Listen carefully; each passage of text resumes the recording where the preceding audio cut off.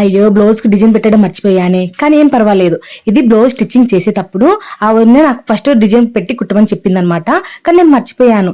తర్వాత కుట్టేటప్పుడు నాకు మతికి వచ్చింది అనమాట. అంటే నేను అప్పటికే షోల్డర్ జాయింటింగ్ చేశాను, వెనకల భాగం కూడా మొత్తం షోల్డర్ మొత్తం జాయింటింగ్ అయితే చేశాను అనమాట. బ్యాక్ పార్ట్ కుట్టేసాను, ఫ్రంట్ పార్ట్ కుట్టేసి మొత్తం షోల్డర్ అంతా జాయింటింగ్ చేసిన తర్వాత నాకు ఆ వదిన సింపుల్ డిజైన్ పెట్టి లక్ష్మి అనేది గుర్తుకొచ్చింది. సో తర్వాత నాకు సర్లే ఏదో ఒక డిజైన్ పెట్టుదామనేసి ఈ డిజైన్ అయితే పెట్టాను. మీకు ఎలా ఉంది ఫ్రెండ్స్, నచ్చిందా? నచ్చితే కనుక నా కామెంట్ అయితే చెప్పండి. నాకు కూడా నచ్చింది. చాలా సింపుల్ గా మనం స్టిచ్చింగ్ అయితే చేసుకోవచ్చు. సో చూడండి, ఇక్కడ వచ్చేసి మనం కుట్టుకున్న నేను ఆల్రెడీ కుట్టానని చెప్పాను కదా. సో ఇట్లా సెంటర్ కి ఇట్లా మార్కింగ్ అనేది చేసుకొని మనం ఫ్లవర్ చూడండి చాలా సింపుల్ గా మనం కుట్టేసుకోవచ్చు. ఈ క్లాత్లు చూడండి, నేను ఇక్కడ వచ్చేసి ఆపోజిట్ కలర్ క్లాత్లు అయితే తీసుకున్నాను. ఇది పాలిస్టర్ క్లాత్ అయితే తీసుకున్నాను అండి. అటు సైడ్ ఇటు సైడ్ రెండు సైడ్లు చూసుకున్నా మనకు 3 ఇంచులు వెడల్పు ఉండేలాగా చూసుకొని క్లాత్ అయితే కటింగ్ చేసుకొని ఈ విధంగా ఫోల్డింగ్ చేసిన దాని ప్రకారంగా స్టిచ్చింగ్ అయితే చేసుకోవాలి. ఇక్కడ వీడియోలో చూపించిన విధంగా మనం ఒకటి కూడా చూపిస్తున్నా చూడండి. ఈ విధంగా వీడియోలో చూపించిన విధంగా మనం కట్ చేసుకున్నటువంటి 3 ఇంచుల క్లాత్ ను ఈ విధంగా ఫోల్డింగ్ చేసుకొని కుట్టుకోవాలి. చూస్తున్నారు కదా, ఈ విధంగా ఇట్లా కోన్ షేప్ లో వచ్చేలాగా కుట్టుకోవాలన్నమాట. ఇలా ఎక్స్ట్రా పీసులనే కట్ చేసుకొని ఇట్లానే మొత్తం మనము నేను బ్లౌజ్ మొత్తం ఫ్లవర్స్ పెడుతున్నాను కాబట్టి నేను ఎక్కువ క్లాత్ అయితే కట్ చేసుకున్నాను. మీరు ఒక ఫ్లవర్ పెట్టుకోవాలంటే ఒక ఫ్లవర్ అయినా పెట్టేసుకోవచ్చు. కానీ బాగుందండి, చాలా బాగుంది. డిఫరెంట్ గా ఫ్లవర్ అనేది చూసాం కదా. చూడండి, ఇట్లా మొగ్గలనే ఇట్లా కుట్టేసా అనమాట.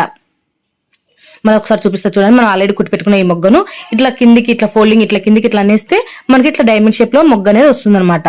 సో చూసారు కదా, ఈ విధంగా ఇట్లా డైమండ్ షేప్ లో డిజైన్ వచ్చేలాగా ఈ విధంగా కుట్టు అనేది వేసేసేయండి.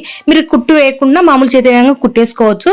కానీ నేను కుట్టు వేస్తున్నాను ఎందుకంటే ఫాస్ట్ గా స్టిచ్చింగ్ చేసి ఇవ్వాలనేసి నేను స్టిచ్చింగ్ అయితే వేస్తున్నాను అనమాట. అంటే సేమ్ కలర్ దారం వేసుకున్నప్పుడు ఏం కాదండి, మనకేం కనిపించదు. అందుకోసం వచ్చేసి నేను సేమ్ కలర్ దారం వేసుకొని ఇట్లా కుట్టి అయితే వేసేసాను. ఈ విధంగా కుట్టుకున్న తర్వాత మనము ఎక్కడెక్కడ ఫ్లవర్స్ పెట్టుకోవాలనుకుంటామో అక్కడ ఆ ప్లేస్ లో ఇట్లా చూడండి, ఇక్కడ వీడియోలో చూపించిన విధంగా ఇక్కడ ఏమైనా పీసులు కనిపిస్తే కట్ చేసుకోవాలి. ఇట్లా నేను ఈ షేప్ లో వచ్చేలాగా ఫ్లవర్స్ అయితే ఇట్లా కుడుతున్నాను అనమాట. చాలా బాగుంది. ఇంకా నేను ఫస్ట్ లావు పూస ఒకటి పెట్టాను సెంటర్ లో. తర్వాత వచ్చేసి ఆ వదిలే మళ్ళీ సన్నపూసలు కూడా లక్ష్మి వారాలకి బాగుంటది అంటే మళ్ళీ తర్వాత సన్నపూసలు అయితే పెట్టాను. ఇంకప్పటికి వీడియో అయితే తీయలేదండి. ఇంకా ఆ తర్వాత ఇచ్చేసి వెళ్ళిపోయాయి అనమాట. తీసుకువెళ్ళారు. ఆ తర్వాత ఇంకా అక్కడికి టైం అయిపోయింది అనమాట. వాళ్ళ ఊరికి వెళ్ళాలనేసి ఫాస్ట్ గా స్టిచ్చింగ్ అయితే చేపించుకున్నారు. సో చూసారు కదా, ఇట్లా ఫ్లవర్ ని ఇట్లా పెట్టేసుకొని దీని మీదనే కుట్ట అనేది ఇట్లా వేసేసుకుంటే ఇంకా ఫ్లవర్ అనేది అస్సలు జరగదు. మన చేతి కుట్టాల్సిన అవసరం కూడా లేదు.